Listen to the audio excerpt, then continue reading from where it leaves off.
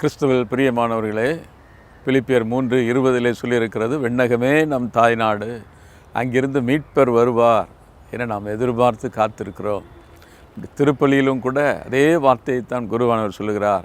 அவர் மீண்டும் வருவார் என எதிர்பார்த்திருக்கும் நாங்கள் இந்த புனிதமான பலியை நன்றியறிதலுடன் நமக்கு ஒப்புக் கொடுக்கிறோம்.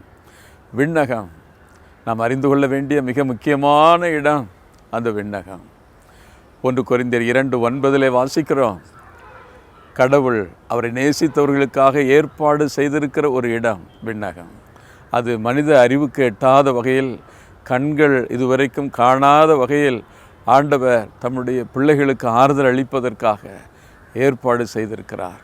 அந்த விண்ணக ஸ்தலத்தை எதிர்நோக்கித்தான் இந்த பூமியிலே நாம் வாழ்கிறோம்.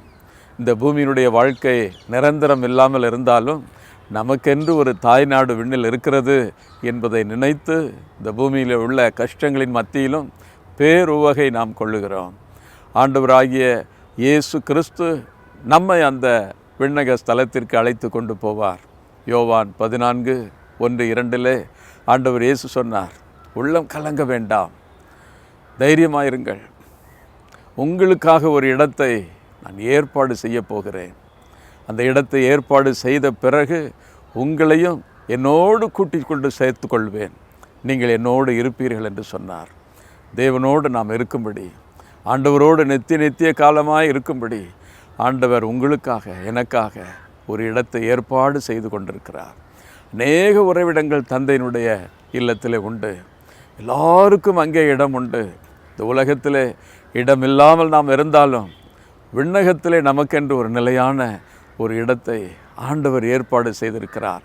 நம் இந்த பூமியிலே வாழும் பொழுது எந்த கஷ்டங்கள் வந்தாலும் அதை நினைத்து அதை தாங்கிக் கொள்ளுங்கள். விண்ணக பேரின்பத்தை நினைத்து பாடுகளை கண்டு பயப்படாதீர்கள். கிறிஸ்துவுக்கு சாட்சியாய் நிற்க மறந்து விடாதீர்கள். நாம் ஒப்பு கொடுத்து ஒரு நிமிடம் ஜெபிக்கலாம்.